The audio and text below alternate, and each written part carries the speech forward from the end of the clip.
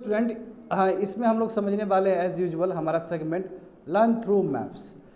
अब ये जो भी तुमको दिख रहा है ना, ये सब तुम्हारे छोटे छोटे आइलैंड्स है। क्लाइमेट चेंज जो हुआ है सबसे ज़्यादा जो प्रभावित हुआ है इसी जगह प्रभावित हुआ है। ठीक है, अभी स्पेशली मैं बात करूँ, है ना, यहाँ पे देखो पलाऊ है, पपुआ न्यू गिनी है ना, वेनाटू है ना, और भी बहुत सारा जगह है, टोंगा है, कुक आइलैंड्स है, समोआ है, किरिबाटी। देखो किरिबाटी से इंटरनेशनल डेट टाइम गुजरता है, किरिबाटी, समझ गए ना। तो south pacific island countries are the first to be affected due to climate change. सही बात है ना। क्लाइमेट चेंज, देखो क्लाइमेट चेंज से हो क्या रहा है कि आइस ग्लेशियर पिघल रहा है। जब पिघल रहा है तो वाटर लेवल ऊपर चला जा रहा है। जब वाटर लेवल ऊपर चला जाएगा तो बहुत सारा तुम्हारा जो आइलैंड है वो डूब रहा है। और अभी करंट अफेयर्स में ना शायद यहाँ से एक कोई आइलैंड कंट्री है, वो अभी गया है उसमें यूनाइटेड नेशंस में गया है। तो यूनाइटेड नेशन में जब गया है तो ICJ ना, जो इंटरनेशनल कोर्ट ऑफ जस्टिस है, उसने उसको एडवाइजरी जुरिस्डिक्शन मिला है वहाँ से, यूनाइटेड नेशंस से। क्या कि जानते हो ना, ICJ और यूनाइटेड नेशंस एक साथ काम करता है, उसका जुडिशियल आर्म है। तो किसी कंट्री के दिक्कत की वजह से ना ऊपर से कुछ दिया है यूनाइटेड नेशंस ने, और ये चीज़ तुमको एडिटोरियल्स में देखने को मिलेगा आने वाले समय में। समझ में आ गया ना। हाँ देखो पैंगोंग लेक, ये बहुत पहले का न्यूज़ है स्टूडेंट। ये सब देखो, ये कुछ तुम्हारे लद्दाख में है, यानी कि कुछ और कुछ तिब्बत में है। ये पैंगोंग लेक देखो, यही पैंगोंग लेक है जहाँ पे फिंगर्स है, अलग अलग फिंगर्स है। LAC जो बना है ना स्टूडेंट, यहीं पे DBO रोड है स्टूडेंट, समझना होगा इस चीज़ को। तो पैंगोंग, ये जो पैंगोंग शो लेक है, ये तुम्हारा कुछ हिस्सा भारत में है, कुछ हिस्सा तुम्हारा तिब्बत में है। 130 किलोमीटर का है तुम्हारा, and but not exceeding around 3, but with तुम्हारा क्या है 3 किलोमीटर का है। लंबाई कितना है 130 किलोमीटर का है, विथ तुम्हारा 5 किलोमीटर का है। ये एंडोरिक लेक है, और ये तुम्हारा मेन लेक से, इंडस से जुड़ा नहीं है। ये एंडोरिक लेक मतलब क्या होता है, सेपरेट लेक है। ये बताए थे राजस्थान का बहुत सारा लेक एंडोरिक है, जैसे उसमें मानसून होता है तो बारिश आ जाता है तो रिवर बन जाता है, या फिर कभी सीजनल बन जाता है, that is called endorheic lake. और ये मेन रिवर से जुड़ा हुआ नहीं है, बात समझे। ये सलाइन है, और प्लस ये विंटर के टाइम में पूरा कंप्लीटली फ्रीज हो जाता है ये पैंगोंग लेक। और ये इसका जो हाइट देखोगे ना, अल्टीट्यूड देखोगे तो 14,000 फीट ऊपर है स्टूडेंट, बात समझे, वेरी वेरी इंपॉर्टेंट। अब आगे देखो, हाँ देखो ईरान न्यूज़ में बहुत रहा है करंट अफेयर्स में। तो यहाँ पे जो दिया गया है कि ईरान का बाउंड्री क्या क्या है आसपास, वो देख लो। देखो कैस्पियन सी से घिरा हुआ है, ऊपर कैस्पियन सी है, नीचे तुम्हारा पर्शियन गल्फ है। और it be very surprise to know that कि इराक भी अपना छोटा सा बाउंड्री पर्शियन गल्फ से कवर करता है, शेयर करता है। इराक पूछता है स्टूडेंट UPSC में ज्योग्राफी में ये चीज़ कि कौन सा कंट्री का बाउंड्री क्या क्या होगा। इस बार भी पूछा है 2022 में। अब यहाँ पे कैसे याद करोगे, सेंट्रल एशिया 5 है, सेंट्रल एशिया में कितना 5 कंट्री है। तो सेंट्रल एशिया में कौन सा कंट्री के साथ ये बाउंड्री शेयर करता है, तो उसमें 2K निकाल दो। 2K निकाल दोगे तो देखो यहाँ पे ये मैप तुमको ज़्यादा बेटर बता पाएगा इससे भी ज़्यादा। ये देखो 2K निकाल दो, 2K निकालो, एक कजाकिस्तान निकल गया, एक कजाकिस्तान निकल गया, एक किर्गिस्तान निकल गया। तो देखो ईरान के साथ तुर्कमेनिस्तान है, ठीक है, ये तुर्कमेनिस्तान है तुम्हारा, और अफगानिस्तान है। इसको हटा दो, एक K को हटा दो। देखो एक K टच नहीं कर रहा है ना, ये K और ये K टच नहीं कर रहा है। तो ईरान के साथ कौन सा टच कर रहा है, देखो ईरान के साथ अफगानिस्तान टच कर रहा है और तुर्कमेनिस्तान टच कर रहा है। इधर कैस्पियन सी है। अभी ये K को निकालने का मतलब ये है स्टूडेंट, यहाँ पे देखो, फिर हम थोड़ा चाइना का बाउंड्री देखते हैं। जो मैंने K को निकाला है ना, वो हम अफगानिस्तान के कॉन्टेक्स्ट से निकाले हैं। देखो यहाँ पे तुमको तीन चार चीज़ देखना होगा। ये भले ही एक आया है, but you have to relate other countries also. चलो ईरान का देखते हैं। ईरान का देखो यहाँ पे एक ईरान हो गया, पर्शियन गल्फ है, कैस्पियन सी है। ईरान किसके साथ बाउंड्री शेयर करता है, तो टर्की, इराक, ठीक है, इराक हो गया, क्यूवेत हो गया, ठीक है, और पर्शियन गल्फ हो गया। इधर जाओगे तो पाकिस्तान हो गया, इसी को बोलते हैं मकरन कोस्ट, ये वाला। अफगानिस्तान हो गया और तुर्कमेनिस्तान हो गया, यानी कि सेंट्रल एशिया में मात्र तुर्कमेनिस्तान ही है जिसके साथ बाउंड्री शेयर करता है वो, ये ईरान हो गया। अब हम जो बोल रहे थे कि डबल K हटा दो, वो हम अफगानिस्तान के कॉन्टेक्स्ट में बोल रहे थे, क्योंकि अफगानिस्तान में भी बहुत न्यूज़ रहा है, तालिबान के कॉन्टेक्स्ट में बहुत न्यूज़ में रहा है वो। तो देखो अफगानिस्तान कैसे याद करोगे स्टूडेंट, यहाँ पे देखो पाँच सेंट्रल एशिया कंट्रीज है, उसमें डबल K को निकालोगे, देखो कजाकिस्तान निकल गया और किर्गिस्तान निकल गया। तो बाकी देखो उज्बेकिस्तान टच करता है अफगानिस्तान को, तुर्कमेनिस्तान टच करता है और तजिकिस्तान टच करता है, ठीक है। इधर से देख लोगे तो यस पाकिस्तान टच करेगा और इंडिया का भी टच करेगा, ऑफिशियल बता रहे हैं। और चाइना चाइना टच करता है यहाँ पे, समझ गए। और फिर अब चाइना का लेते, चाइना के साथ सेंट्रल एशिया क्या कहानी है, यहाँ पे देखो चाइना, देखो चाइना ये है, चाइना के साथ तुमको निकालना होगा तो 2 के जो तुम अफगानिस्तान के लिए निकाल रहे थे वो जोड़ दो चाइना के लिए, अब प्लस 1 तजिकिस्तान जोड़ दो, तो ये हो गया सेंट्रल एशिया के साथ इसका कनेक्शन। 2 के प्लस तजिकिस्तान जोड़ दोगे तो चाइना के साथ बाउंड्री शेयर कर रहा है वो। मैं सेंट्रल एशिया कॉन्टेक्स्ट में बोल रहा हूँ क्योंकि सेंट्रल एशिया कॉन्टेक्स्ट में पिछले साल पूछा गया था क्वेश्चन। बात समझ, ऐसे याद कर लोगे तो याद हो जाएगा। आगे देखो, बिल्कुल देखो अफगानिस्तान के साथ बता दिया हूँ मैं, ठीक है। अब मुझे पता है कि अफगानिस्तान के साथ भी आया है, देखो बता दिया ना अफगानिस्तान के साथ। इसके बाद देखो इथोपिया, देखो इथोपिया में हो क्या रहा था, देखो जानते हो स्टूडेंट कि रिवर नाइल तुम लोग जानते हो, एक रिवर लाइन तुम्हारा यहाँ से निकलता है लेक विक्टोरिया से, है ना। लेक विक्टोरिया तुम्हारा वही तुम्हारा ये वाला केनिया वाला जगह है, ये तुम्हारा ब्लू नाइल है। व्हाइट नाइल तुम्हारा निकलता है यहाँ से नीचे से, ठीक है, इथोपिया से निकलता है। तो इथोपिया से निकला व्हाइट नाइल, और ब्लू नाइल कहाँ से निकला तुम्हारा केनिया का तंजानिया से, लेक विक्टोरिया से। और ये जगह कहाँ पे मर्ज करता है, तो ये खार्तूम जो है, खार्तूम सूडान का जो कैपिटल है खार्तूम में दोनों मर्ज करता है, और मर्ज करने के बाद जाता है तुम्हारा मेडिटेरियन सी में फाइनली ड्रेन ऑफ होने के लिए। हाँ सूडान में मिलता है। सूडान का कौन सा कैपिटल, कौन सा जगह पे, खार्तूम में मिलता है। खार्तूम कैपिटल है तुम्हारा सूडान का। बात समझे, ये आइडिया होना चाहिए तुम लोग को। तो रिवर नाइल जो वर्ल्ड का सबसे लॉन्गेस्ट लार्जेस्ट नहीं, लार्जेस्ट में तो अमेजन हो जाएगा, सबसे लंबा यात्रा करने वाला जो है लॉन्गेस्ट है वो क्या है, रिवर नाइल है। तो व्हाइट कहाँ से निकला स्टूडेंट, व्हाइट तुम्हारा निकला इथोपिया से, और ब्लू कहाँ से निकला तुम्हारा, ब्लू नाइल कहाँ से निकला, लेक विक्टोरिया से जो केनिया का हिस्सा है। और वो कहाँ जाके मिलेगा दोनों, इथोपिया का जो कैपिटल है खार्तूम में मिलेगा। देखो इशू वही है ना, सूडान में, बिल्कुल सॉरी, देखो ये हम तुम लोगों को बताया है ना। हाँ खार्तूम, सॉरी खार्तूम तुम्हारा सूडान में मिलेगा। देखो फिर से मैं बताता हूँ यदि गलती हो गया तो हमसे। देखो लेक विक्टोरिया से ब्लू नाइल निकला, इथोपिया से तुम्हारा रिवर नाइल निकला, और जाके मिलता है कहाँ पे, सूडान में मिलता है। सूडान का कैपिटल खार्तूम में मिलता है, समझ गए। अब देखो ये न्यूज़ में आया, इथोपिया न्यूज़ में आया है। सूडान जानते हो, सूडान में स्थिति बहुत खराब है, अभी बताऊंगा थोड़ी देर में। ओरोमास और अम्हारास, ठीक है, ये एथनिक ग्रुप है वहाँ का। एथनिक ग्रुप समझते हो ना, जानते हो अफ्रीका में सबसे बड़ा प्रॉब्लम एथनिक ग्रुप का ही है, जेनोसाइड हो जाता है वहाँ पे। तो ये ओरोमास और अम्हारास ये एथनिक ग्रुप है, ये दोनों को मिला करोगे तो 60% पॉपुलेशन है उसका, ठीक है, लार्जेस्ट एथनिक ग्रुप से ये। तिग्रियास ऊपर फाइट हो रहा था, यहाँ पे तुम्हारा TPLF और are the third largest group making around 7% of Ethiopia का 7% पॉपुलेशन इंगेज है, और वो सरकार से लड़ाई कर रहा है तिग्रियास में। और जो लड़ाई हो रहा है तुम्हारा, इसकी वजह से बहुत स्थिति खराब है वहाँ पे, समझ गए ना। It is all about your Ethiopia. आगे देखो, behind the curtain across India and the world. अब ये क्या है, देखो यहाँ पे जैसे तुम लोगों को पता है ना, DGIC भारत का वो कितना तक देती है, 5 लाख तक देती है, पहले 2 लाख था ना। यदि कोई भी बैंक फेल कर गया तो आपको कितना सिक्योरिटी मिलेगा, 5 लाख तक। और इसके ऊपर हाल फिलहाल में चल रहा था कि SBI में फेल कर गया तो क्यों 5 लाख, SBI में कम कर दो, रिस्क के हिसाब से कर दो, बताए थे ना। तो सिमिलरली जो फेडरल डिपॉजिट इंश्योरेंस कॉर्पोरेशन है यूनाइटेड स्टेट्स का, वो भी उसी तरह काम करता है। जैसे हमारा DGIC काम करता है तो वो भी वैसे काम करता है। और वो गारंटी कितना तक दे रहा है तुम्हारा, $250,000 तक दे रहा है, समझे। इस तरह समझोगे तो ज़्यादा समझ में आएगा। Just under 46% of almost $18 trillion US bank deposits are covered by FDIC, यानी कि लगभग कह सकते हो कि 50% तुम्हारा $18 ट्रिलियन कवर्ड है तुम्हारा इस तरह DGIC की तरह, यानी कि FDIC से कवर्ड है वो। तो बहुत बड़ा कवरेज है ये, यूनाइटेड स्टेट्स के लिए बहुत बड़ा कवरेज है ये। आगे देखो, ये प्राइम मिनिस्टर ने लॉन्च किया इंटरनेशनल बिग कैट अलायंस, जानते हो प्रोजेक्ट टाइगर का 50 साल हुआ था तो उस चीज़ को लेके। और भारत का एक बहुत ही सक्सेसफुल स्टोरी रहा है कि हमने, है ना, जब से हमारा जो पीटर्सबर्ग वाला जो समिट जो तय हुआ है, उसके बाद हम लोगों ने तय टाइम से पहले ही, है ना, टाइगर को डबल कर दिया। अभी देखो टाइगर कितना लगभग 3000 प्लस है। तो देखो न्यू एफर्ट क्या है कि हम वर्ल्ड का 7 मेजर कैट जो है, tiger, lion, leopard, snow leopard, cheetah, puma और जैगुआर, है ना, सबको ही हम पॉजिटिव कंजर्वेशन करेंगे सबके तरफ। आगे देखो, हाँ देखो, ये सुप्रीम कोर्ट का ना अभी एक बात आया है कि कोई भी कंपनी को या कोई भी इंडिविजुअल को डिफॉल्टर बनने से पहले आप बार बार सोचो।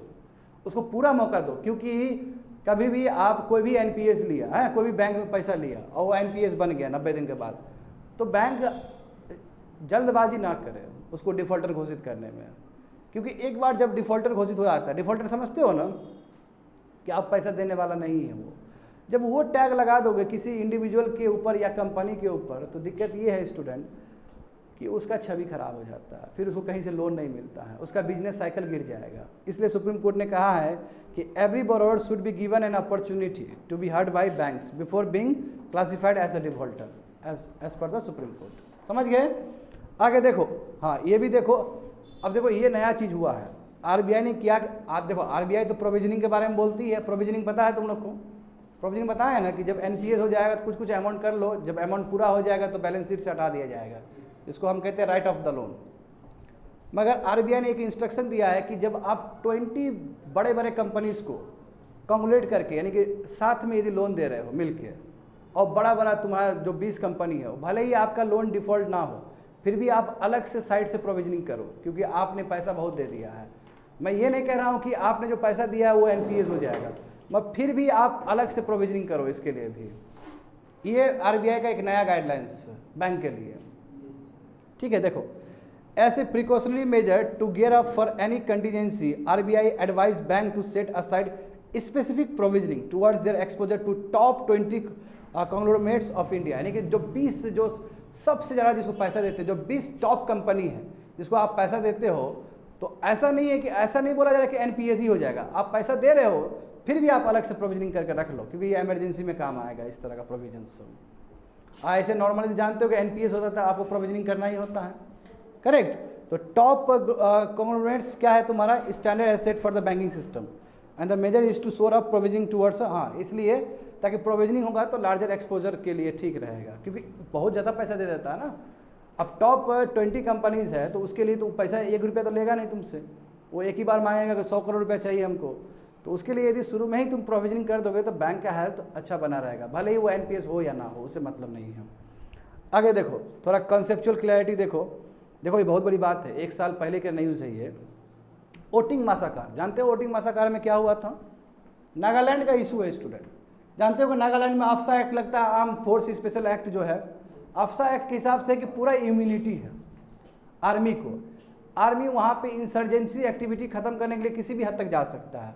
तो क्या हुआ कि वहाँ का 7 ट्राइबल, 7 कल इसका देख रहे थे, ओटिंग मासाकार में क्या हुआ था कि वहाँ का जो 7 ट्राइबल है उसका हत्या हो गया आर्मी के द्वारा। तो दिमाग खराब हो गया स्टेट का, और पुलिस ने कहा कि हमको इन्वेस्टिगेट करने दो, और जो भी मुजरिम है आर्मी उसको हमको पकड़ने दो। मगर जो मिलिट्री ऑफिशियल है वो क्या बोले ऊपर से? वो बोले कि नो, ये आफ्सा के अंदर आता है, हम आपको इन्वेस्टिगेट करने नहीं देंगे, क्योंकि उसको पूरा इम्यूनिटी है कि हमारा जो आर्मी है वो स्पेशल आर्म फोर्स एक्ट से क्या कर सकता है, इम्यून है वो। और सुप्रीम कोर्ट भी कई बार बोल चुका है। मगर अभी खुशी का बात ये है कि नॉर्थ ईस्ट में जो आफ्सा लगता है वो बहुत रिड्यूस हुआ है पहले कंपैरिजन में, मगर 7 ट्राइबल तो मर गया पिछले साल, इस चीज़ को लेके है, समझे? तो ओटिंग मासाकार जहाँ पे 7 ट्राइबल मर गए थे आर्मी की वजह से, क्योंकि आर्मी को वहाँ पे लॉ एंड ऑर्डर को मेंटेन रखना पड़ता है, इंसर्जेंसी एक्टिविटी कुछ भी है तो उसको गोली छोड़ना होता है। जब वो गोली छोड़ा तो 7 जो बेचारे निर्दोष आदमी थे वो मारे गए, ट्राइबल। और ट्राइबल मारे जाएंगे तो बहुत बड़ा हंगामा हो जाएगा स्टेट में। तो पुलिस को लगा कि नो, ये गलत चीज़ हुआ है, हमको इन्वेस्टिगेशन करने दो। मगर मिलिट्री ऑफिसर ने मना कर दिया कि नहीं कर सकते। क्यों? क्योंकि section C of the AFSPA act से इसको प्रोटेक्शन है आर्मी को। समझ गए? देखो सूडान में क्या हो रहा है स्टूडेंट, सूडान में वायलेंस क्यों हो रहा है? देखो सूडान बिल्कुल BBC में आया था कि नहीं आया था सूडान के बारे में? देखो सूडान का स्थिति ही अलग है। 2019 तक बशीर करके एक तुम्हारा सरकार था, है ना, AL समथिंग बशीर टाइप था। बशीर 2019 तक रहा है, बहुत मोनोपोली करता था, एक तरह से मोनार्की टाइप का था। तो वो विड्रॉ कर दिया, उसको हटा दिया गया सिंहासन से। उसके बाद फिर पावर दूसरे आदमी के हाथ में आया, ठीक है। और ये तुम्हारा 1, 1.5, 2 साल तक चला है। 2021 में क्या, बढ़िया सुनना स्टूडेंट, 2021 में क्या हुआ कि पावर स्ट्रगल तुम्हारा, अब बोला कि मिलिट्री कूप होना शुरू हो गया। अब मिलिट्री कूप में भी दिक्कत ये है कि टॉप मिलिट्री है और उसका एक डिप्टी है, दोनों ही कूप करना चाहता है, ये दोनों लड़ाई कर रहा है। जैसे टॉप हो गया और उसके ठीक नीचे है, वो दोनों ही चाहता करने। अब वही दोनों करने के चक्कर में अभी जो स्थिति आ गया, सिविल वार का आ गया वहाँ पे। आज न्यूज़ में आया सर, हमारे इंडियन के 350 लोग फंसे हुए सूडान में। और वो चिड़िया पकड़ने का काम करते थे सर। उनका लोकल नाम चिक्की मिक्की है सर। अच्छा, तो चिड़िया वो नहीं, उनका जो काम है वो वहाँ पे बर्ड्स पकड़ते हैं, वही सब अपने नॉर्थ इंडिया से भी दो चार है। समझ गए ना? ये बात समझ में आ गया तुम लोगों को क्यों वायलेंस हो रहा है वहाँ पे? क्योंकि पावर ट्रांजिशन। और अभी जिस हिसाब से वो मिलिट्री coup करना चाहता है, जो मिलिट्री हेड है और उसका सिख डिप्टी वाला है, दोनों ही लड़ रहे हैं, तो सिविल वार वाला स्थिति आ गया वहाँ पे, बहुत बुरा स्थिति है। आगे देखो क्या एडवांटेज है, क्या डिसएडवांटेज है लो अर्थ ऑर्बिट सैटेलाइट्स का। देखते हो कितना टॉपिक घूम गया अचानक। लो अर्थ ऑर्बिट और तुम्हारा एडवांटेज क्या है? देखो लो अर्थ ऑर्बिट में जितना हम सैटेलाइट रखेंगे उतना ही बेटर हमारा कनेक्टिविटी हो पाएगा। इसलिए वहाँ पे हम जो सैटेलाइट रखते हैं वो नंबर ऑफ सैटेलाइट रखते हैं, ठीक है। बहुत तेज़ी से घूमता है वो, यदि तेज़ी से नहीं घुमा तो नीचे वो ग्रेविटी उसको खींच लेगा, उसका स्पीड बहुत तेज रहता है। बात समझे? ये हम लोग जानते हैं। ये एडवांटेज हो गया, आपका कनेक्टिविटी बेटर होगा, ग्राउंड स्टेशन से कम्युनिकेशन बहुत बेहतर हो सकता है उसका, ये एडवांटेज है ना। हमको इंटरनेट कनेक्शन भी बहुत तेज मिलता है। डिसएडवांटेज क्या है? डिसएडवांटेज ये है स्टूडेंट, अच्छा एडवांटेज पहले स्टारलिंक प्रोजेक्ट हुआ था, भारतीय एयरटेल का भी एक प्रोजेक्ट था तुम्हारा इंग्लैंड के साथ में। तो ये स्टारलिंक प्रोजेक्ट भी तुम्हारा इसमें था कि लो अर्थ ऑर्बिट में सैटेलाइट छोड़ने का बात है, स्टारलिंक प्रोजेक्ट, ठीक है, जाके इस पर रिसर्च कर लोगे। डिसएडवांटेज क्या है? डिसएडवांटेज ये है कि यदि लो अर्थ ऑर्बिट में ज़्यादा हम सैटेलाइट छोड़ते रह जाएंगे स्टूडेंट तो दिक्कत होगा। बात समझे ना? स्पेस डेब्रिस बढ़ते चला जाएगा, समझे? इसलिए जानते हो कि नासा का एक प्रयास था एस्ट्रॉइड को खत्म करने का, सैटेलाइट का नहीं, एस्ट्रॉइड को खत्म करने का। और जापान का भी एक प्रयास था कि लो अर्थ ऑर्बिट में जितने भी डेब्रिस उसको खत्म करें, बट जापान का जो मिशन सक्सेसफुल नहीं रहा। समझ गए? हाँ, दो तरीका क्या हो सकता है जहाँ पे लिथियम डिपॉजिट हो। देखो दो तरीका, एक तरीका हो सकता है कि इग्नियस रॉक में डिपॉजिट पाया जा सकता है, ठीक है, एक इग्नियस रॉक में पाया जा सकता है। और एक आपका क्या है, हाँ, जो इंडिया में जो पाया गया था स्टूडेंट वो इग्नियस रॉक का ही है। और हम कौन से स्टेज में है? स्टेज 2 में है ना। और एक जो होता है जो लिथियम यहाँ पाया गया था, ये जो लिथियम ट्रायंगल में, ठीक है, ये उसमें दूसरे तरीके से पाया जाता है, वो तरीका मैं भूल गया हूँ। दो तरीका होता है, एक तो इग्नियस के साथ रहता है, अटैच रहता है, एक सी शोर में अटैच होता है, ऐसा ही कुछ, ठीक है, मुझे याद आएगा तो मैं बता दूंगा। और इंडिया में जो पाया गया है वो तुम्हारा इग्नियस है, समझे? इग्नियस समथिंग करके तुम लोग रिसर्च कर सकते हो, जाके देख सकते हो कि लिथियम रिजर्व्स कैसे पाया जा सकता है। दो तरीका है, एक तुम्हारा इग्नियस रॉक के साथ पाया जा सकता है और एक तरीका तुम्हारा ये है जहाँ पे अलग होता है, रिजर्व्स होता है, वो शायद सी सोर्स से रिलेटेड होगा, ये जो ट्रायंगल का। समझ गया ना? यस, खत्म कर दिया वो। आगे देखो, trials can be transfer only in exceptional cases. देखो ये बड़ी बात है। सुप्रीम कोर्ट ने क्या कहा कि मान लो कि एक स्टेट में मर्डर होता है तो वो जो केस है दूसरे स्टेट में ना आप बहुत ही एक्सेप्शनल हिसाब से ले जाओ। ऐसा नहीं कि कोई भी मर्डर हुआ एक स्टेट में तो वो केस ट्रांसफ़र बहुत ही rarest of the rare case में करना, क्योंकि जब मर्डर केस हुआ या फिर कोई इस तरह का क्रिमिनल केस हुआ एक स्टेट से दूसरे स्टेट में करोगे तो इससे बैड मैसेज जाता है कि स्टेट कुछ धांधलीबाजी करने वाला है। तो इससे पूरा जुडिशरी सिस्टम है उस स्टेट का ना एक कटघरे में रह सकता है। इसलिए सुप्रीम कोर्ट ने कहा है कि इसको स्प्रैंगली यूज़ करना है, rarest of the rare case में यूज़ करना है। समझ गए ना? The Supreme Court recently stated that the power to transfer cases under Section 406 of the Code of Criminal Procedure Code (CRPC) should be used sparingly, यानी कि बहुत कम use होना चाहिए, एक केस दूसरे केस में बहुत कम जाना चाहिए। CRPC का बहुत कम यूज़ करना चाहिए। CRPC मतलब 406 देता है कि आप एक केस को दूसरे केस में ले जा सकते हो, ठीक है। ओनली व्हेन जस्टिस, तभी करना चाहिए जब जस्टिस आपका बहुत ही ग्रेव पेरिल में हो, यानी कि जस्टिस बहुत दिक्कत है, उस स्टेट में मिल ही नहीं रहा है, तब जाके दूसरे स्टेट में आप ले जा सकते हो।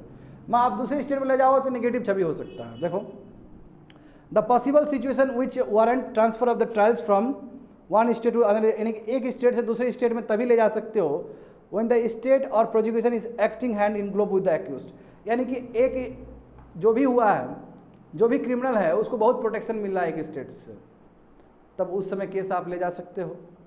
When there is a material to show that the accuse may influence, या फिर आपको ऐसा लगे कि एक्यूज जो है जैसे अतीक अहमद को क्यों ले गया, तो यूपी से क्यों ले गया गुजरात, रीजन यही था कि वहाँ बैठ के वो पूरी तरीके से विटनेस सबको वो कर इन्फ्लुएंस कर रहा था। अरे मरने से एक दिन पहले तक उसका वीडियो वायरल हुआ है ललन टॉप पे, पता है तुम लोग को? उससे पहले तुम्हारा 5 करोड़ 6 करोड़ रंगदारी मांग रहा था वो अतीक अहमद, यानी कि मरने से एक दिन पहले का वो वायरल वीडियो है उसका। तो फिर क्या करोगे? When comparative inconvenience and hardship are likely, हाँ, जब आपको लगे, जैसे अतीक अहमद का ही केस देख सकते हो कि उसमें ट्रायल करना मुश्किल है क्योंकि उसका बहुत ज़्यादा बड़ा नेटवर्क है, तो वहाँ से ले जाओ। वही जैसे कम्युनिकली सरचार्ज एटमोसफेयर, जब मान लो कि उस कैदी को तुम रखते हो तो रोइड्स हो सकता है, हटा दो वहाँ से। अब देखो मुस्लिम लोग क्या बोल रहे हैं स्टूडेंट, कि अतीक अहमद को यदि बंद किया गया तो हमारा ईद खराब हो गया। What does it mean? Atiq Ahmed को मारा गया तो हमारा ईद खराब हो गया, तो एटमोसफियर तो लगभग वही है। और अभी कई रिपोर्टर जो जाते हैं, झुटपुटिया वाला रिपोर्टर था, उसको तो मार के भगा रहा है। कैंडल मार्च कर रहा है पटना में, इसके हाँ तो फिर बहुत भयानक हो रहा है पटना में। गलत हो रहा है कि नहीं हो रहा है? देखो, existence of the some materials from which it can be interfere at some persons are so hostile that they are inter. और कोई भी आपके पास विटनेस के लिए आपके पास कोई भी मटेरियल्स है और उसमें लगता है कि यदि उस कैदी को यहाँ पर रखा जाए तो वो विटनेस का जो मटेरियल्स है उसमें कोई दिक्कत पहुँचा सकता है, उसको बदल सकता है, तो ऐसे केस में आप बाहर कर सकते हो। हाँ, ट्रांसफ़र का मतलब ये नहीं है क्योंकि आप एक्सेप्शनल केस ही में करो, नहीं तो स्टेट जुडिशरी और जो प्रोसिक्यूशन एजेंसी है यानी कि पुलिस है उसके ऊपर खटका सवाल उठेगा फिर। तो इसलिए rarest of the rare case में ही एक जो क्रिमिनल होता है उसका केस एक स्टेट से दूसरे स्टेट में ट्रांसफ़र होना चाहिए। समझ गए? आगे देखो, NCERT text book deletion controversy. सही बात है कि नहीं? ये कंट्रोवर्सी हुआ है। देखो 250 हिस्टोरियंस ने कंसर्न दिया है, 250 जो जानकार आदमी हिस्टोरियंस ने बोला गलत चीज़ हुआ है। जैसे देखो एनसीईआरटी में ड्रॉप कर दिया मुगल कोर्ट के बारे में, 2002 का जो कम्युनल राइट्स गुजरात का होता है उसको भी ड्रॉप कर दिया, बताओ, है ना। दलित राइटर जो थे, नक्सलाइट जो मूवमेंट हुआ था, है ना, वो भी उसको भी ड्रॉप कर दिया। Right for equality for social science उसको भी हटा दिया गया। History and political science text book में भी बहुत सारा चेंजेस किया गया। तो व्हाट डज इट मीन?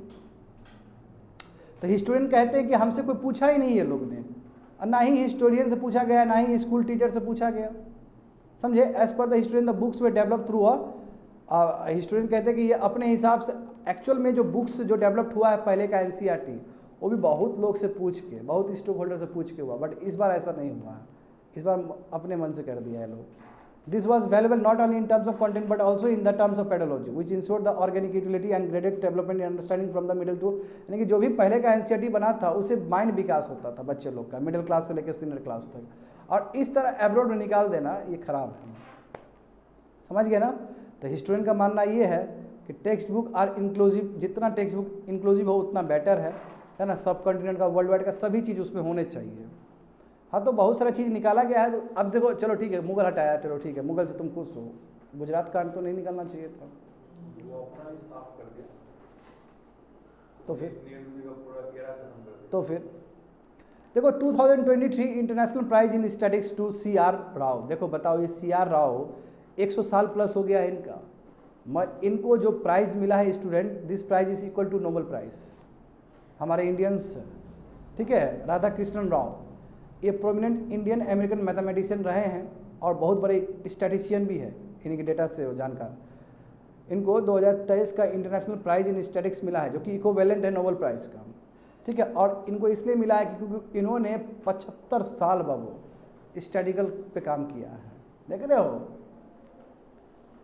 75 साल में आदमी तो गुजर जाता है, 75 साल तक बेचारा डेटा पे काम किए हैं। हाँ, इनको पढ़ के लगता है वही मनोनोमिस का याद आ रहा है जो काम किए थे, बहुत बेटर हमारा। देखो CR राव बेचारा 102 साल के हैं, 100 ईयर्स क्रॉस हो गया, ठीक है। देखो इनको अवार्ड जो मिला है उसका अमाउंट कितना है, $80,000 होगा, बहुत ज़्यादा है। ये बाइनियल तुम्हारा ये बनता है, तुम्हारा 2 साल में एक बार आता है। कहाँ पे? ओटावा, ऑन्टेरिया, कनाडा में। ये कांग्रेस लगता है, ग्रुप लगता है और ये अवार्ड देता है। इन हिज रिमार्केबल 1940, देखो ये 1945 में अपना पेपर पब्लिश किए थे, ठीक है, कलकत्ता मैथमेटिकल सोसाइटी के ऊपर। उन्होंने यहाँ पे बहुत अच्छा स्टैटिक्स का काम किया था, मॉडर्न फील्ड ऑफ स्टैटिक्स का काम किया था, और बहुत ही साइंस टुडे अभी का भी साइंस में बहुत अच्छा यूज़ है इनका। देखो इनका स्टेचर देखो, ये करेंटली प्रोफेसर है, कहाँ का? पेनिसिल्वेनिया स्टेट यूनिवर्सिटी यानी कि यूनाइटेड स्टेट्स का रिसर्च प्रोफेसर रह चुके हैं यूनिवर्सिटी एट बुफेलो, ठीक है। इनको पद्म भूषण भी मिला था सरकार की तरफ से 1968 में, अब पद्म विभूषण भी मिला है 2001 में। देखो कैसे कैसे लोग हैं, देख रहे हो ना। और 102 साल है, 75 ईयर्स ऑफ रिसर्च कर रहे हैं। आदमी को यदि बहुत आगे बनना है तो आदमी वही काम करे जिस काम में वो बेस्ट है और उसी पे अपना जीवन लगा दे। देखो नोबेल प्राइज मिल जाएगा इससे। नो अबाउट वेटिवर, वेटिवर क्या होता है? कोई पूछ सकता है कि करंट अफेयर्स में वेटिवर था, क्या है? वेटिवर होता है एक टाइप ऑफ ग्रास, एक बहुत ही खूबसूरत ग्रास है जो कि जिसका अरोमा जो है ना, स्मेल बहुत ही खूबसूरत होता है। और पहले के टाइम में भी वेटिवर को यूज़ किया जाता था स्टूडेंट, ताकि मान लो कि कोई भी आप वेल खोद रहे हो, वेल समझते हो ना, कुआं खोद रहे हो, तो वहाँ से बहुत गंद निकलेगा, तो वहाँ पे ग्रासेस लगा दो, वो ग्रासेस क्या करता है, वो सब स्मेल को एब्जॉर्ब कर लेगा। देखो वेटिवर जो कि तमिल वर्ड से डिराइव हुआ, इसका मतलब होता है रूट, और खुश मतलब इन हिंदी, ठीक है, यानी कि बहुत ही अच्छा रूट है जो कि हमको खुशी देता है। तो रूट जो खुशी देता है इसका मतलब है स्मेल बहुत अच्छा है। ग्रास है जो खुशी देता है आपको। ये पेरिनियल ग्रास है जो कि 70 कंट्री में किए आते हैं, ट्रॉपिकल और टेम्परेट क्लाइमेट्स में मिलता है। देखो वेटिनरी ये टॉल पेरिनियल ग्रास है, यानी कि 12 मंथ ही ये तुम्हारा उगता है, और ये जाना जाता है अपने फ्रैगमेंट रूट्स के लिए। उसका रूट देखोगे ना, बहुत ही अरोमा बहुत ही अच्छा होगा। साइंटिस्ट को लगता है कि यस, सोइल इरोजन में बहुत अच्छा काम हो सकता है। सोइल इरोजन में ना, यदि वेटिवर ग्रासेस हम उगा दें अच्छे से, तो सोइल इरोजन रिड्यूस हो सकता है, ग्राउंड वाटर रिचार्ज भी हो सकता है, और जितने भी नीचे वाटर में जो टॉक्सिसिटी होता है स्टूडेंट, टॉक्सिक पोल्यूटेंट है, वो सबको एब्जॉर्ब कर लेगा वेटिवर। तो तुम लोग का काम रहेगा कि जाके इसको मिला देना या फिर कहीं पे लिख लेना इस चीज़ को। The grass is also found favour, देखो ये फार्मास्यूटिकल इंडस्ट्री में भी यूज़ हो सकता है, समझे। एंशियन आयुर्वेदिक एज में उसीरा के बारे में जिक्र था कि उसीरा वही है, वही खुश रूट्स है जो कि वेल और रिजर्वर में यूज़ किया जाता था, ताकि उसका जो फोल स्मेल है, गंदा स्मेल है या बिटरनेस जो वाटर में, वो सबको एब्जॉर्ब कर देता था। और ये रिवर बैंक्स और मार्शलैंड में एरिया में ही ज़्यादा इसको लगाया जाता था, ताकि वहाँ का जो स्मेल है, खराब स्मेल जो है या टॉक्सिक पोल्यूटेंट है, वो सबको न्यूट्रलाइज कर देगा। That is a vetiver. India is the first country to use peace clause. देखो बिल्कुल ये तो यहाँ पे था, आज सुबह बताए थे तुम लोग को, इसलिए हम चेक कर रहे थे कि हम तो पढ़े थे बट यहाँ पे आया ही नहीं। ये एक्चुअली इसका है, समझे। ये मैं न्यूज़ बता चुका हूँ, तुम देखते हो सिमिलर न्यूज़ था ना, वो जो बाली, देखो बाली वाला, देखो इसमें समझना होगा तुमको अच्छे से। इंडियाज़ का MSP जो प्रोग्राम है वो स्क्रूटिनी के अंदर है WTO में, क्योंकि मैं बोल चुका हूँ तुम लोग को कि यदि 10% से आपका किसी भी क्रॉप्स में 10% का सीलिंग ब्रीच करता है तो दिक्कत है। और इंडिया पहला कंट्री है जिसने तुम्हारा ये बाली पीस क्लॉज को इन्वोक किया है, फर्स्ट कंट्री वर्ल्ड में। तो देखो बाली पीस क्लॉज को इसने इन्वोक किया है, क्यों? क्योंकि 10% इसका ज़्यादा हो गया है। 10% सीलिंग, देखो सीलिंग 10% तक ही है, वीट अभी भी हम लोग 10% से नीचे ही है, बट इसमें सीलिंग कितना हो गया? 10% से क्रॉस हो गया। क्योंकि जब राइस सपोर्ट किया था 2018-19 में, 19-20 में 10% से क्रॉस कर गया। तो peace clause comes with the onerous condition. जब आप पीस क्लॉज होता है स्टूडेंट, जब आप 10% से क्रॉस कर जाते हो, जब इन्वोक करते हो, तो आपका जो आपके ऊपर जो कंडीशन लगता है वो बहुत ही स्ट्रिंजेंट कंडीशन लगता है, बहुत ही करेक्ट कंडीशन लगता है। वो करेक्ट कंडीशन क्या है कि जब आपका 10% आपका क्रॉस हो जाए तो आपको ओनरस नोटिफिकेशन रिक्वायरमेंट देना होगा। यानी कहने का मतलब है कि आप जो PDS में राइस दे रहे हो उसके बारे में पूरा आपको डेटा देना होगा WTO को। बात समझे? WTO को पूरा डेटा देना होगा। WTO में इंक्लूडिंग US है। देखो बार बार इंडिया को वो कर रहा है कि यार तुम तो देता ही नहीं है, इन्फॉर्मेशन नहीं दे रहा है। सब मेंबर ने पहले भी बोला था कि यस, जितने भी पीस क्लॉज हुआ इंडिया को देना पड़ेगा। और देखो ये लोग केवल राइस के लिए ही नहीं मांग रहे हैं, ये लोग व्हीट के लिए भी मांग रहे हैं और भी कोर्स ग्रेन्स के लिए मांग रहे हैं। जो भी भारत सरकार PDS में चलाती है या फूड सिक्योरिटी के लिए जो भी चलाती है, अंत्योदय सब के लिए चाहिए। तो भारत बोला कि हम नहीं देंगे तुमको, एक तो हमारे पास डेटा अच्छा सा नहीं है, और होता भी तो हम तुमको नहीं देते ज़्यादा तुमको राइस का देते हैं, हम व्हीट का हम क्यों देंगे? उसमें थोड़ी ब्रीच की है हम 10%। तो country also did not have adequate monitoring. देखो बोल तो रहा है कि हमारे पास, हम बोले अब ये कंट्री लोग जो WTO का मेंबर्स ये बोलता है कि तुम जो PDS से निकाला वही चीज़ तुम एक्सपोर्ट कर देता है, हमारे पास डेटा ही नहीं है। देखो हाउ इंडिया ने डिफेंड किया है, बोला इंडिया बोला कि इट प्रोवाइडेड डेटा, हम आपको डेटा दे दिए हैं, ठीक है, और ये कंपलसरी नहीं है कि जो अदर क्रॉप्स का डेटा हम बिल्कुल नहीं देंगे, ठीक है, क्योंकि उसमें सब्सिडी हमने ब्रीच जो किया है उसका देंगे, और उसमें भी डेटा हमारा तैयार नहीं है उतना अच्छे से। तो देखो WTO के टाइम में जब मीटिंग हो रहा था तो India is sticking to its gun, यानी कि वो इंसिस्ट कर रहा है कि नो, ठीक है, हम नहीं देंगे आपको। It also say that some of the question raise were already, जो भी आप सवाल उठा रहे हो पहले भी हो चुका है, पहले भी सवाल उठा चुका है, हम आंसर दे चुके हैं, बार बार काहे उठा रहे हो कि चीज़, हम डेटा नहीं देने वाले हैं तुमको, बस बात खत्म। इंडिया का भी स्टैंड रहता है वहाँ पे, झुकता उगता नहीं है। इंडिया और अफ्रीका हिला देता है वहाँ पर करके। जिसका आबादी दुनिया में सबसे ज़्यादा हो वो कंट्री सबसे बड़ा हुआ ना।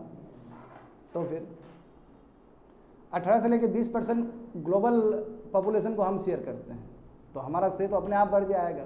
और सबसे लार्जेस्ट डेमोक्रेसी भारत, इसी अंदाज़ा लगाओ ना कितना हमारा से होगा। अब यहाँ पे देखो जल जीवन मिशन किस तरह, अब जो घर में तुम लोग का पाइप बन रहा है बाबू, उसी के बारे में है ये, ठीक है। तो प्रोग्रेस उतना नहीं है जितना सोचा जा रहा है। अब इसमें बोला गया था कि 2024 तक हो जाएगा, बट लग नहीं रहा कि 2024 तक हो जाएगा ये चीज़। देखो कितना कितना टैप कनेक्शन लगे हैं, ठीक है। देखो 1.69 लगा है 22-23 में, और अभी भी बढ़ ही रहा है, अभी भी कंप्लीट हो गया है, तो देखो 1.69 ही लगा है। देखिए इसमें बोला गया था कि टैप कनेक्शन तुम्हारा total number of house hold कुछ 10 करोड़ का बात था, तो हो सकता है 2024 से ऊपर चला जाए ये। आगे देखो 121, देखो ह्यूज इंफ्रास्ट्रक्चर बूस्ट। हम बता रहे थे ना 10 लाख करोड़ में 2.4 लाख करोड़ गया है, वो भी बजटरी सपोर्ट है, तो बहुत ज़्यादा ही रेलवे को दिया गया है। अब रेलवे देखो जो इंटरनल और एक्स्ट्रा बजटरी रिसोर्सेस है वो जीरो कर दिया है, वही चीज़ दिखाया गया यहाँ पे। ऑपरेटिंग रेशियो में अभी भी भारत बहुत पीछे चल रहा है, यू नो डैट। गवर्नमेंट ने देखो गाइडलाइंस दिया है सोशल मीडिया इन्फ्लुएंसर के ऊपर। जानते हो सोशल मीडिया इन्फ्लुएंसर क्या है, कुछ से कुछ दिखा देता है ना, अपना प्रचार करने के लिए। अब सोशल मीडिया इन्फ्लुएंसर मतलब जिसका 2 मिलियन सब्सक्राइबर है, 3 मिलियन सब्सक्राइबर है, उसको ऐड तो मिलेगा, और वो दुनिया भर का गलत गलत ऐड को प्रमोट कर देता है। तो बोला तुम्हारे ऊपर भी बाबू रहेगा, अब कोई भी सामान ऐसा सामान गंदा दिखा दिया तो बाबू सजा होगा तुमको, समझे ना, सजा होगा तुमको। बोला तो है मॉनिटर, ये सब चीज़ बोला है, ठीक है। आगे देखो have a glance at overall rabi acreage. Rabi acreage के थोड़ा सा ग्लैंस देख लो। वीट कितना एरिया में है, लगभग तुम्हारा 34 या 35 कह सकते हो, 35 है ना, 35 मिलियन हेक्टेयर्स में वीट उगता है। वीट जानते हो प्रीडोमिनेटली क्या है तुम्हारा, प्रीडोमिनेटली क्या, पूरा टोटल रबी क्रॉप्स। राइस देखो, राइस बहुत कम होता है क्योंकि जानते हैं कि राइस का 15% ही रबी क्रॉप्स एक्रिएज है, तो देखो वहाँ पे 2 है। सबको जोड़ दोगे स्टूडेंट तो लगभग तुम्हारा 68 है या 70 कह सकते हो, ठीक है। 70 तुम्हारा जो 70 मिलियन हेक्टेयर क्या है वो एक्रिएज है, मतलब रबी क्रॉप्स में उगने वाला लैंड है ये, लैंड जो इंगेज्ड है, समझ गए ना। आगे बढ़ जाओ। Have a glance eight composition. हाँ ये देखो, ये तुम्हारा बहुत खतरनाक आया है, ये देखो NRI डिपॉजिट्स देख रहे हो, FCNRA B, NRI और NRO अकाउंट, जाके इस पर थोड़ा रिसर्च करना है। अब देखो बढ़िया समझ लो जो मैं करके आया हूँ। देखो FCNRA B ये जो अकाउंट होता है स्टूडेंट, इस ये जो अकाउंट होता है इसमें कोई भी करेंसी हो सकता है, फॉरेन करेंसी कोई भी हो सकता है। जो आपका NRE अकाउंट है वो आपका रुपी अकाउंट होता है, बढ़िया सुनना, और ये फिक्स टर्म का होता है, फिक्स डिपॉजिट होता है, हाँ NRI। और NRO जो है तुम्हारा, NRO का मतलब है कि जो हमारे भाई लोग हैं, जैसे मान लो कि झारखंड हुआ, झारखंड का कोई भाई लोग बाहर कमा रहा है, तो बाहर का एसेट्स कमाएगा तो वो इन्वेस्ट कर रहा है, it is called NRO account. तो हम FCNRA और NRE और NRO में देखेंगे तो सबसे ज़्यादा तो जो हमारा जो अकाउंट है वो 95 यानी कि NRE अकाउंट है, समझ गए ना। तीनों में देखो ना तुम 60 + 95 + 22 करो, और ये सब तुम्हारा क्या हो जाएगा, लाइबिलिटी हो जाएगा, क्योंकि बाहर से पैसा यूज़ कर रहे हो तुम। FDI की तरह ही होगा ये, जिसको यूज़ करेंगे हम लोग। इसको इसके ऊपर ना काम कर लेना स्टूडेंट, तुम स्पेशली काम कर लेना, सबका अलग अलग लेना। हाँ इसलिए मैं बोल रहा हूँ, इंपॉर्टेंट है ये, कई बार पूछा गया है UPSC में। Significant increase in the pension outlay for state and UTs. देखो अब देखो पेंशन स्टेट और यूटीज का ऑलरेडी 34% हो चुका है, और फिर कई स्टेट बोल रहा है कि हम फिर ओल्ड पेंशन देंगे, तो क्या स्थिति होगा बताओ। बस हमें स्थिति बहुत खराब हो जाएगा, क्योंकि 34% बढ़ गया। देखो ना इस बार 22 और 23 में लग रहा है कि लगभग 4.6 लाख करोड़ का जाएगा पेंशन में, और वही तुम्हारा 19-20 में कितना था, 3.5 लाख करोड़ का था, समझ गए। चलो रैंडम थॉट देखते हैं, अब बोलो, पूछो। हाँ और जाके चेक कर लेना, मगर हम लोग लेते हैं, बाहर से लेते हैं, ये सब इसमें आ जाएगा, देखो कैपिटल अकाउंट में आ जाएगा। हाँ उसमें नहीं आएगा, ये तुम्हारा उसमें कैपिटल अकाउंट में सब आ जाएगा। हाँ इसलिए जाके चेक कर लेना कौन फिक्स अकाउंट है, कौन क्या है। मैं बता चुका हूँ कि जो तुम्हारा NRE अकाउंट है उसमें तुम्हारा रुपीज़ होता है, और जो तुम्हारा FCNRA B है उसमें कोई भी करेंसी हो सकता है। और 22.46 से मतलब तुम्हारा भाई गया बाहर काम किया और उसका जो एसेट हुआ वो तुम्हारा डिपॉजिट कर रहा है यहाँ पे। ये मैं बेसिक बता चुका हूँ, इस पर तुम बहुत अच्छे से रिसर्च कर सकते हो आधा घंटा लगा के, समझ गए? आगे देखो, अच्छा ये बताओ तो Ganymede is the largest planet in the solar planet, ये गलत है ना? ट्रू, पीछे का देख लियो आंसर। गैनीमेड नहीं होगा, गैनीमेड तुम्हारा लार्जेस्ट मून होना चाहिए, प्लैनेट गलती। पीछे आंसर भले ही ट्रू लिखा है, पीछे ट्रू लिख दिया है, ठीक है, पीछे देखोगे तो पीछे ट्रू इसलिए लिखा है क्योंकि वो उसको मून लेके समझ रहा है। मून तो है ही नहीं, मून तो जुपिटर है। देखो प्लैनेट तो जुपिटर है ना जी, ये मून होना चाहिए। वहाँ पे क्या होना चाहिए? Largest moon in the solar system. वहाँ पे करेक्ट कर लो, ये भले ही पीछे आंसर ट्रू दिया गया है, बात समझो, ये क्या होना चाहिए? मून होना चाहिए, मून। हाँ नेचुरल मून है वो, जुपिटर का है, जुपिटर का 3 मून होता है ना जी, तो गैनीमेड सबसे बड़ा तुम्हारा मून है। पीछे भले ही आंसर सही दिया गया, वो अलग बात है। Enforcement case information report is equivalent to FIR. No, supreme court ने ये बोल दिया था कि जो इन्फोर्समेंट केस इन्फॉर्मेशन रिपोर्ट है ये कभी भी एफआईआर का बराबर नहीं हो सकता है। इसमें क्या है कि ये तुम्हारा बैंक से रिलेटेड है, थोड़ा देख लेना, बट ये एफआईआर नहीं होगा।